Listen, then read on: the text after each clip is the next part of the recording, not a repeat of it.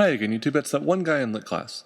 One of the things that fascinates me most about early American literature is the way that stories and songs grew and were changed by the country and the experiences that people had in it. For example, early Puritan writing is pretty clearly influenced by the vast tracts of woodland that stretched out seemingly endlessly to the west. And maybe I'll make a video about that someday if there's interest. But today I'd like to focus on a slightly different literary tradition, that of the sea shanty. One in particular I'd like to focus on is the ballad/shanty/work song Shenandoah. And yes, it really was all those things and more to the people who sung it. Melodically and structurally, Shenandoah is a fairly simple song. One solo verse line, followed by a choral line, followed by another verse, followed by a second choral line. The verse lines change as the song goes on, but the choral part is usually the same two lines repeated over and over. "Away, you rolling river," and "Away, I'm bound to go, cross the wide Missouri," or some variation of those two.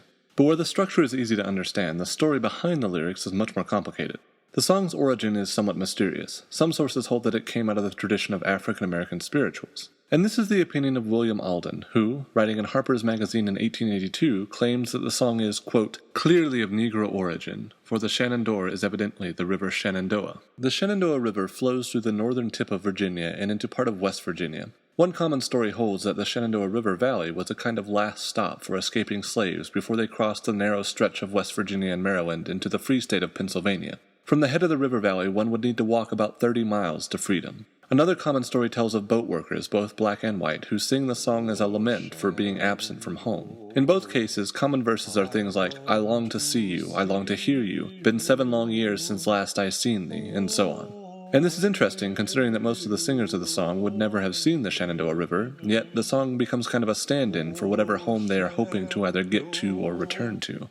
Another twist on the story of Shenandoah holds that Shenandoah isn't a place, but a person. In these cases, the name Shenandoah is sometimes substituted for Shenandoah, as we saw earlier when William Alden recorded the song. The song is generally addressed to one of two people.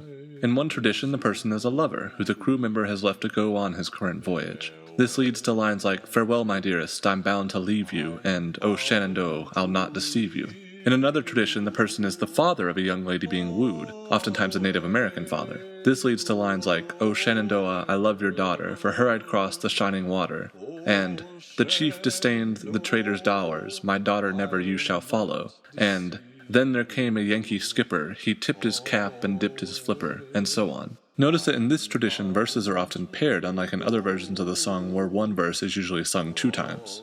This version of the song is sometimes credited as having been invented by the French voyageurs, who used North America's inland riverways to compile a vast trading system. Regardless of whether Shenandoah is a person or place, and regardless of whether the person singing the song was a shipmate, a slave, or a trader, the song always keeps its melancholy air. It's a wish for something that doesn't exist yet.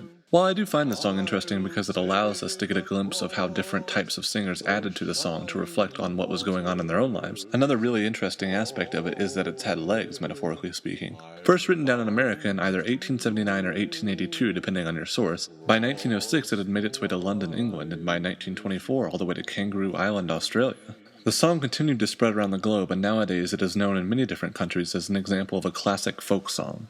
One of the more exciting things that has been done with the song in recent years is a sort of mashup between 2 singers' versions of the song, which really demonstrates the worldwide audience the tune still holds. Put together by the YouTube channel TEF Show, a channel that uploads videos from Tennessee Ernie Ford's old TV program, the compilation song features Ford and Norwegian singer Sissel Kyrkjebø. There's a link in the description if you'd like to check it out. Ultimately, the attraction this song holds for me comes not from the lyrics or the melody or the prettiness of the singing, but from the sense that it still holds some of that vitality of a previous age. This is not a particularly philosophical work, and it makes no attempt to change the world or make some social point or anything. It's simply an examination of that idea of longing, for a person or a place, that we all have felt at some point in our lives. Any historical text that can give us a sense not just of what was happening, but also of how it felt, is a work that I think we need to recognize and hold on to. Thanks for watching. Cheers.